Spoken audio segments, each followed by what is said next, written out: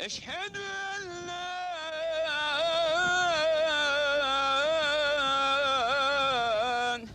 إله إلا الله.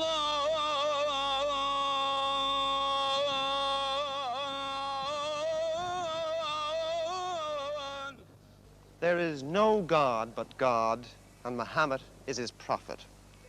5 times a day from mosques and minarets all over the Muslim world, that call goes out from Amwazin, calling the faithful to prayer.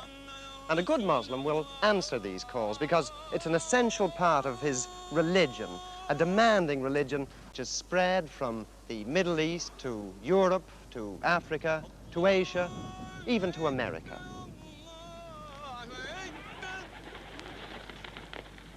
But prayer itself is just one outward observance of this religion, of Islam.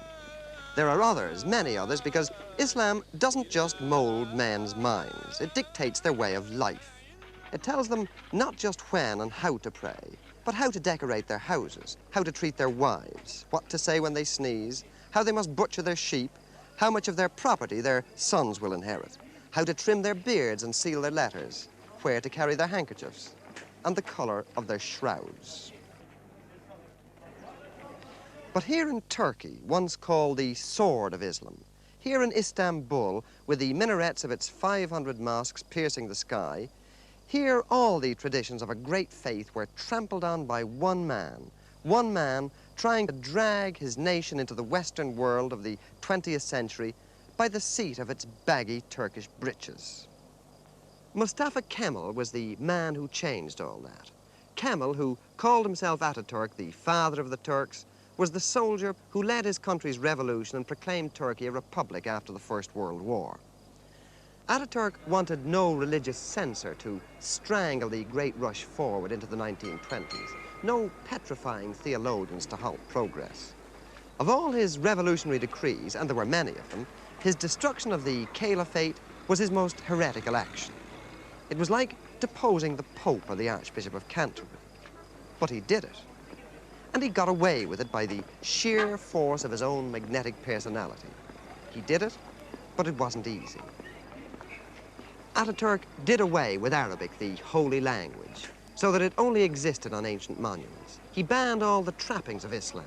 The fez had to be replaced by the Western hat, so that its wide brim would prevent men laying their foreheads on the floor while prostrating themselves towards Mecca. He made them wear lounge suits instead of flowing robes. He removed the veils which covered the faces of modest Muslim women.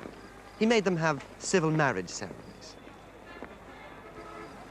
Atatürk's decrees became the new Quran in Turkey. They replaced the old teachings which for generations had governed men's births and lives and deaths. But even an Atatürk, great national hero and liberator though he was, even an Atatürk couldn't kill the inner spirit of Islam. So Islam bided its time. And in 1938, when Atatürk died, the imams felt it was safe perhaps to begin just a cautious revival. Quiet backsliding to the ways of the faith continued until 1950, when Adnan Menderes was elected prime minister and was forced to make good electoral promises made to the peasants who wanted more faith and less freedom. The voice of Islam became more imperious. The Menderes Democratic Party bowed to the Orthodox. For the first time since Kemal's revolution, mosques were built again with public money. Pilgrims were allowed to set out once more for Mecca, Islam's holiest place. Religious programs are broadcast on Ankara radio. There's even a theological faculty in Istanbul, and in remote areas, there are villagers hardy enough to wear the turban. Hardly anyone wears the hat that Atatürk urged on them. They temporize with a cap, which they can turn back to front while praying so that the peak doesn't prevent their foreheads from touching the ground. And older women are clamping the veil tighter around their faces. In Atatürk's day, the Muezzin had to proclaim the Esan, the call to prayer, in Turkish. Now, once again, he sings it out in Arabic, the language of the Prophet. Menderes himself paid dear for his concessions, for his adulteration of the pure milk of Kemalism. When the army revolted in 1960, they had him tried for corruption and hanged him. In October this year, Turkey will have another general election, and the Justice Party, the heirs to the Menderes doctrine, are heavily backed to win it.